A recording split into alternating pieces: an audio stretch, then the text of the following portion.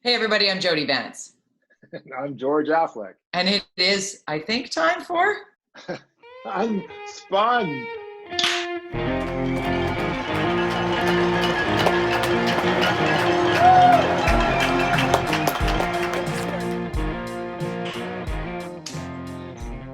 Oh Yay! man, in all of our year of doing this, boy, has this been the most technically challenging day. It's However, whether it's the internet, whether it's me forgetting to push record, whether it's like, but when we do this, we have to think about we yes, don't have problems because the people we're applauding are the yes, ones that are putting themselves in harm's way. Explain the 7 p.m. Applause and noise making in Vancouver. yes. Every night at 7 o'clock, if you aren't already, go out onto your balcony and out onto your front deck and just start clapping or bring us smashing things smash. It's really to celebrate and thank the frontline workers, which are our healthcare workers in the hospitals and everywhere. The first responders, all those people, because they switch. The shift changes at 7 o'clock, I believe, and so that's why Yeah. it's 7 o'clock. And it's really just a way to celebrate that. But also, we're all stuck in our homes, and it's cathartic. It's just you go out there, and it's emotional, and you go out there, and it's really quite moving. And we every night we go up there, we look forward to it, and it's one of those things in the day of hell that we are basically living in right now, to make your day a bit more fun and light and positive. It feels like we're doing something when we're doing that. Like the helplessness of our current situation is something that is, definitely felt across society on a global sense. Like it's so bizarre. I mean, I think back now at the stuff that used to frustrate me, being stuck in traffic. Oh, what I do for a traffic jam. I've got recorded things on my PVR and I watch it and I get just the tail end of the news. And what was the top news story before this seems minuscule now. Like, wow, what a perspective change we've been given. Actually, the traffic reporter, when you're watching the news and there's a traffic jam of some form, you can see quite excited about it. Like, oh my God, I found a traffic jam. It's over here. And like, it's happening. There's something to talk about as a traffic reporter. There are people there. Oh man, yeah, social distancing is tough, right? Well, we will get through this. We'll get through it together. I have to say, certainly off the top, as we are applauding our healthcare workers, I've never been more grateful of my Canadian citizenship than I am in 2020, in the March of 2020. I do feel that overall, no matter what we pick apart here on UnSpun, overall, there is no place I'd rather be than Canada, and particularly BC, where we can go outside, and as we are told by Dr. Bonnie Henry, to go out and have a walk and have fresh air and then come home and stay home.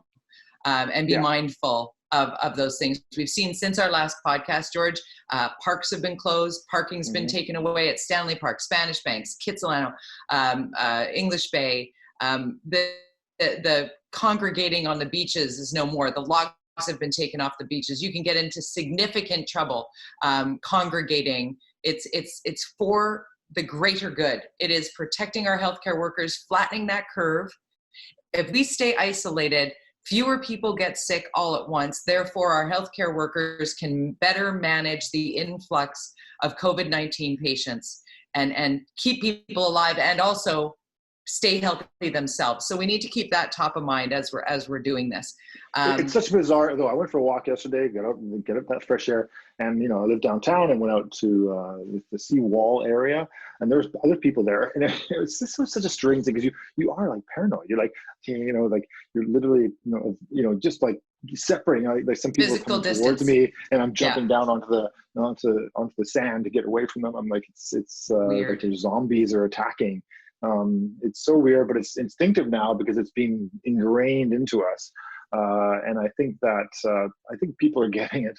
And I think we see the numbers. Hopefully we'll see some numbers this afternoon that we'll continue to see what it looks like to me is a little bit of a leveling off on the numbers. We can't, certainly in this province.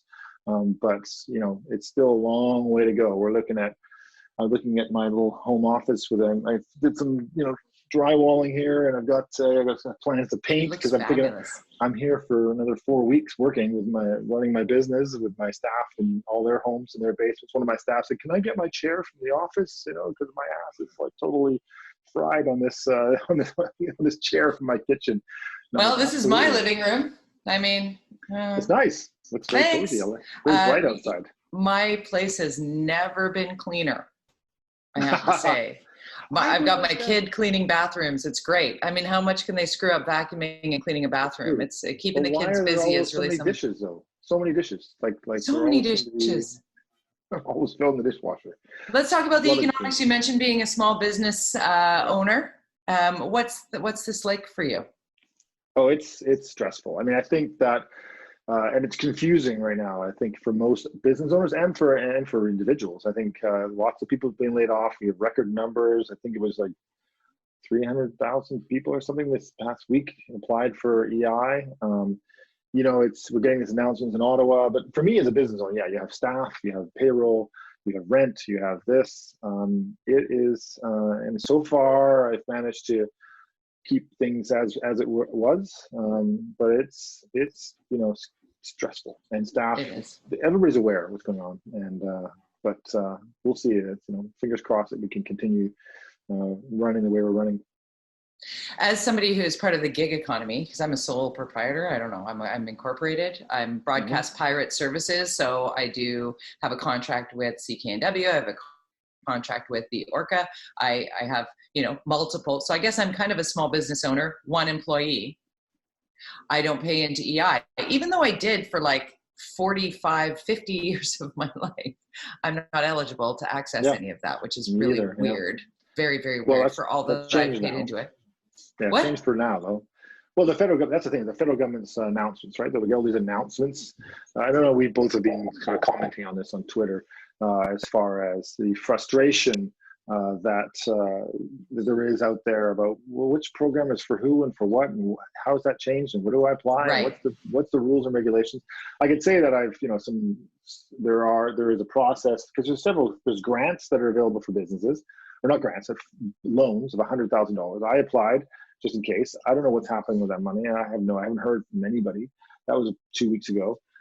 There was the announcement, various announcements, but then it came down to this $2,000 a month thing, which is basically EI, which is available to independent contractors like you and small business owners like me, and individuals and parents who have to stay at home because of the kids. But I can't apply for that until April 6th, right? April 6th. And then you have to have, right now you can go in and submit some paperwork, but you have to, which is basically applying for EI, but you have to go through this thing, you Google My CRA, you go in there, and if you've not filed your taxes yourself personally, like if you use a tax accountant or, you know, H&R Block or whatever, then you need to get this code to be able to access this portal. And the code is mailed to you by snail mail. So there are people I know who submitted when they were laid off 2 weeks ago, and they still haven't heard, and they haven't got the code. They can't fill out the paperwork. That's very frustrating. And even knowing that is, you know, knowing that you have to have this code. Most people I know didn't even know this was a thing. But I heard the minister responsible this morning, and she was saying that they hope within the next few days they'll have this microsite up that will be a portal that'll be a one-click kind of process, and, you know, get your money within 10 days. But great. They make these announcements though, and then there's like, but how? Like, yeah. To me, if you're gonna make a big announcement tell me how to do it. Show me where to go. Yeah, it's the 27th, Friday the 27th. That doesn't help me, because if I have to wait till April 6th, and then all of us on April 6th are going to crash that website because everybody wants it in 10 days for April 16th, and then I mean there's got to be. How about we press pause on things? How about we've been going back and forth on Twitter with the mortgage thing, right? Like, and I'm very lucky that I own my space. I worked really hard. I've sacrificed. I've got my little teeny tiny postage stamp, and I'm proud of that. But it's not lost on me that I'm very, very fortunate to have this problem of needing to pause my mortgage. But I can't get my bank on the phone to pause my mortgage to plead my case as to why I would need to pause my mortgage.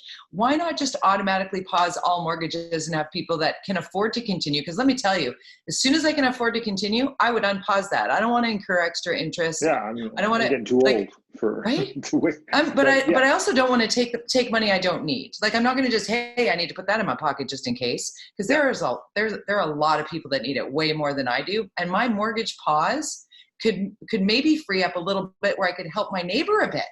Maybe I could, help my friend who's like, holy crap, I can't pay my rent. I'm screwed.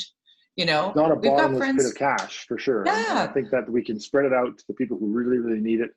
Yeah. And then hopefully this will all be over within 4 to 6 months. And we can, who can do that though, George? Who, because Justin Trudeau said, our prime minister said, we're going to give Canadians mortgage relief. And then you go to the bank and the bank's like, well, it's kind of on a case by case basis. And you're like, well, no, he didn't, that's not what he said. So who can can anybody tell the banks, you have to give mortgage relief? I know one of my staff had to go through a process, and she had to get a letter from me to verify her income. I'm not sure why, but that's because I was able to pause mine, but it won't be paused for a couple of months. But she had to go through a bunch of other hoops, and there doesn't seem to be consistency.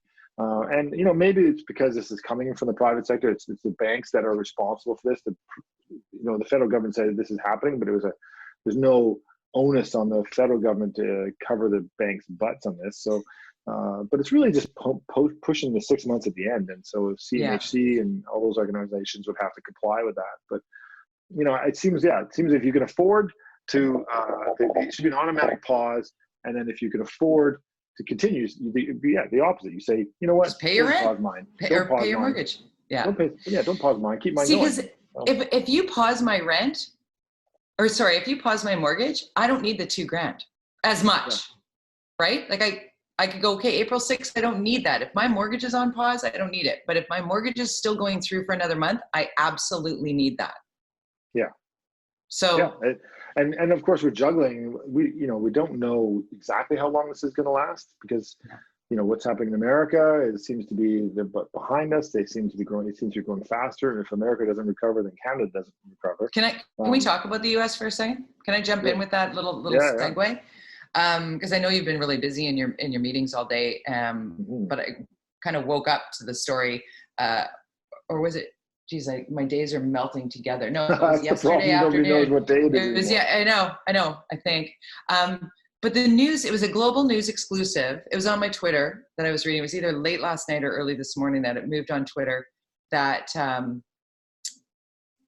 Donald Trump has announced that he is going to send American military to the northern border, the border with Canada. The statement originally was like, what? And then you read further into the global news story, and it's about 1,000 troops, 25 kilometers or miles, I can't remember what it was, south of the border, in between major border crossings. The impetus here, I guess, is to stop Canadians from trying to get into the epicenter of I don't know. That is strange. Sounds like politics to me. But it totally needs unspinning. But Chrystia Freeland, our deputy prime minister, at her first minister's press conference today, said she strongly opposes this. She used some pretty strong language, but stopped short of being like, that's crazy. Because that's what I was hearing while I was watching. It's like, what? Confirming that, in fact, the conversations are happening between, and you got to just kid glove this president in the U.S. because his ego is so fragile. You got to let him do what he's doing. Okay, militarize the Canadian-U.S. border. If it says to your base that you're protecting the country from those Canadians. Obviously it's the border control in general has always been his big thing, but Canada has not been an issue. But, it's totally politics because generally I think we're all trapped in our homes across Canada. Right. I don't know anybody who's actually leaving. And he wants everybody back in church by Easter. Yeah, that's ambitious. It's good to have goals, but that's one way of putting it, I guess. Like Gregor Robertson solving homelessness. It's it's nice to have goals, but then there's reality, and we have to think about that. So he's serving his base for sure. Well, how about Barack Obama starting to dial up his Twitter a bit? A little aggressive and specific and focusing on, before he talked a little bit about the environment and was going after Trump for that, but now it's full on the coronavirus knowledge sharing, as it were, of real scientific interest, real science. And then, of course, Biden, who is this, presumptive head. We're still waiting for Bernie to give up. Did you see him in the Senate yesterday, though? Or yeah, I saw the clip. Yeah, the clips. Yeah, he's got a skill. But the commercials. Have you seen Biden's commercial? They're like, whoa. Oh yeah. Like going after. They're visceral. Yeah, it's going to be ugly if there is an election in America this year. It'll be an ugly one for sure. I mean, I saw an interview with Biden actually on CNN. It was funny because not only did I don't know if you saw this, he coughed into his hand. Yes, I did. And then he touched his face afterwards. It's like, oh okay. My God. People are like, go wash your hands. Yeah, but I'm at home. I'm not going anywhere. But still, it's like, oh my God, a lesson in things not to do.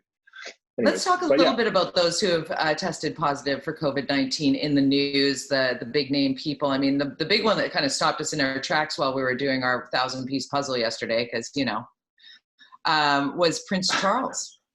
Yes, who caught it from Idris Elba and maybe from Sophie Trudeau, who were all hanging out together. I don't know. There was because the Trudeau and Idris Elba were at some royal gathering. I don't think Charles was there, but maybe he caught it through touching a chair or something. I don't know. Because he's in Scotland. But anyways, it wouldn't it be like the Queen dying of this? Wouldn't that be like? No. She's 93, right? Yeah, she's the target demo of the worst case scenario. And then her husband, Prince Philip, 97, 98? Who's been very poorly of late, right? Yeah. He's got underlying issues for sure. Yeah, I was listening to this interview. England's being a bit slow to catch up on this whole thing too, right? So I heard this interview that Amanda was playing on one of those BBC shows, and it was this woman, and she was saying, "Oh, I'm going out. I went to the beach. It's fine." And the host was like, "Are you kidding me?" She's like, "Yeah, this is, it's just, I don't believe anything George Johnson says. That guy's a wingnut." Well, because out of my friend's house, you're like, "Oh, my God." But out of the gate, they were talking about, herd immunity, everybody will get sick, and then everybody will get better. And then they went, oh, it's not that, it's the hospitals, it's access. Yeah. Shit.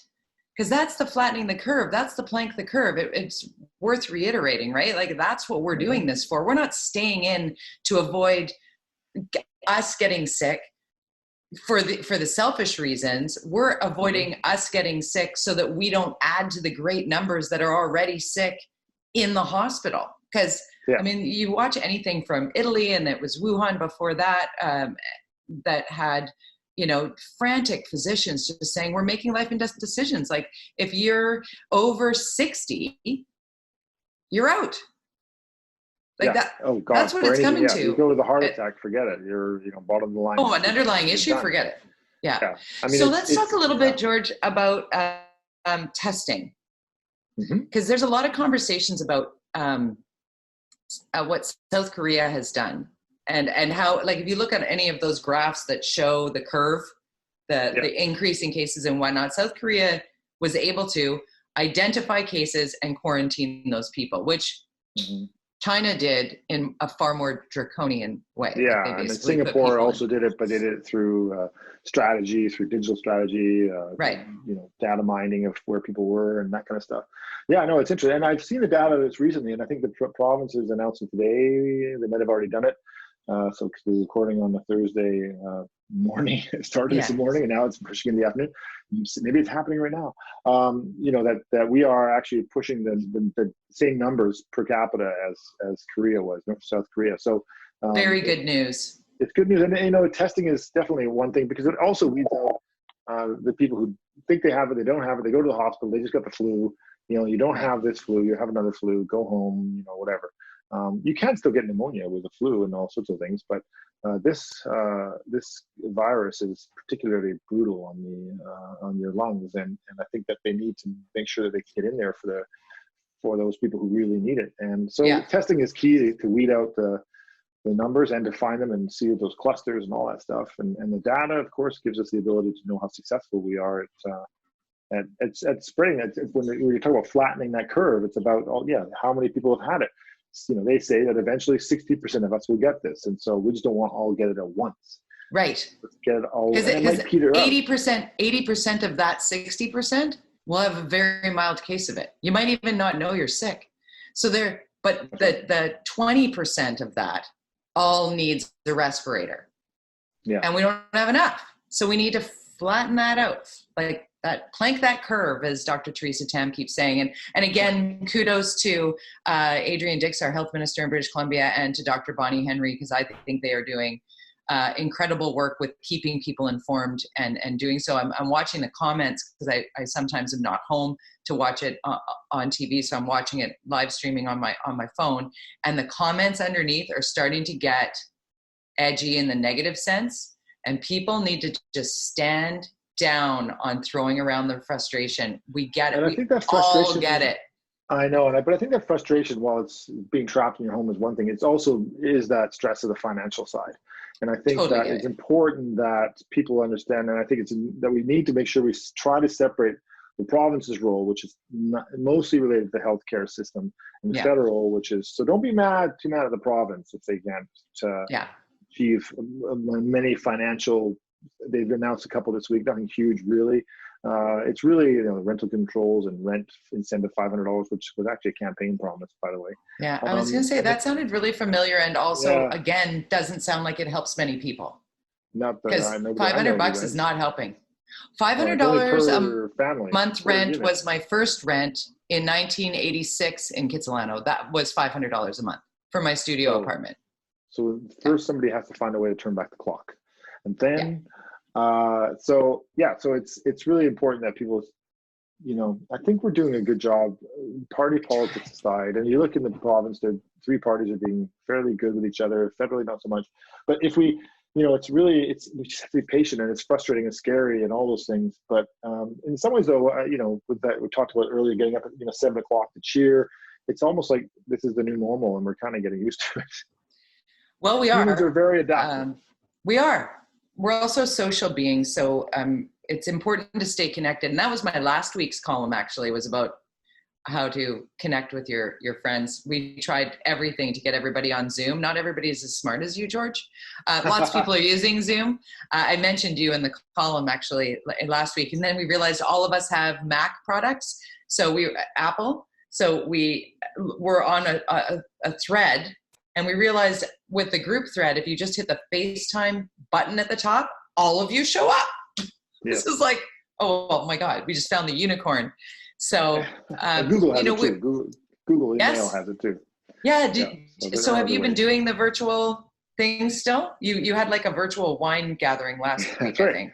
That's right. We have them. Yeah, it's with your neighbor. In fact, we had a friend that was last week. This week we had my friend's birthday, and what was interesting, and he's my neighbor. And it was his birthday, and so we had, he invited everybody to a Zoom party, and but it was interesting because one of his friends is in San Francisco, and she's all by herself in her apartment, and another friend who's I forget where they were in. And she's shelter in place, right? Yes. So she's like, I wish I'd driven up. She's from here, and her family's here, but she's been down there for years. So, I wish I'd just driven up when I had the chance, because it's really, really boring if you're by yourself. Because I got, I have 3 kids, 2 are now out, so they're not allowed to visit anymore because one of them works at a pet food store. So he's actually the busiest and making the most money of anybody right now. But he's now completely, in our minds, contaminated. Stay away. Right.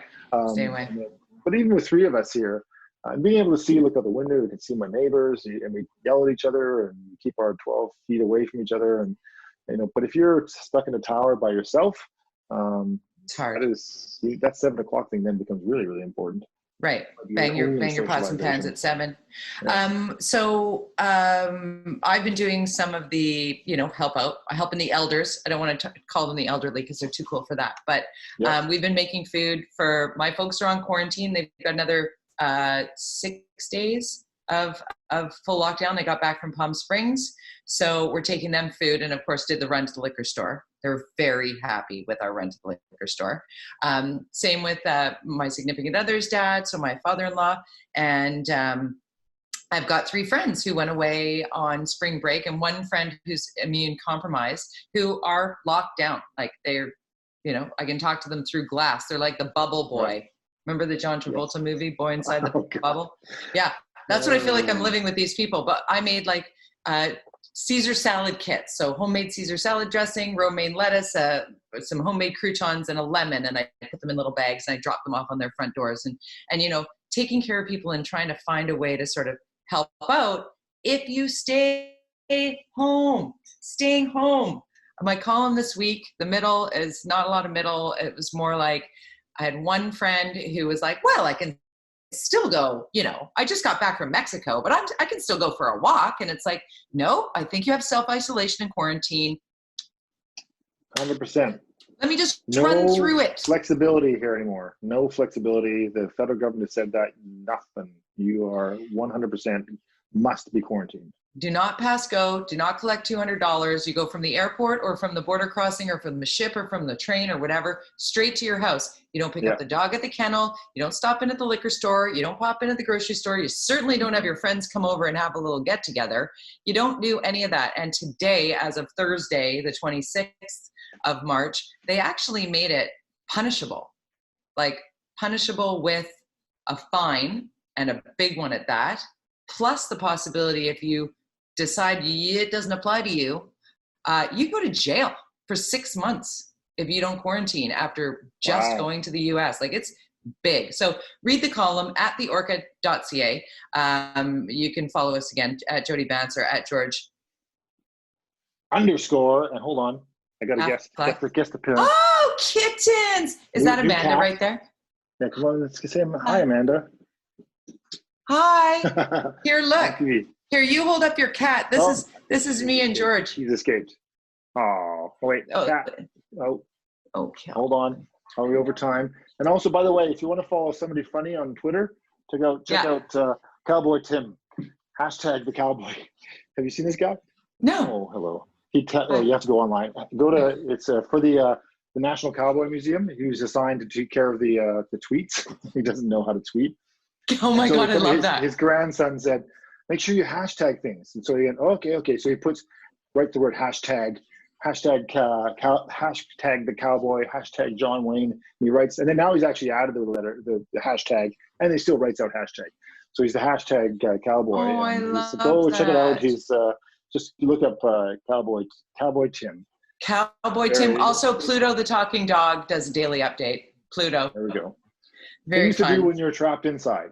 Things to do when you're trapped inside, but make sure you set a timer on your phone, on your watch, on your wall, whatever it is. 7 o'clock, meet us outside. Be loud for 1 minute with us, right? 1 minute. Is it 1 minute or 2? I'm not quite sure. At least it started one. Early last night and went on for 5 minutes. So whatever it takes. Oh, I like that. We're excited. Yeah. Well, step out. You'll find me out there. Yes, we'll be listening. It's good to see your face, George. We'll talk soon. Yeah, see you next week.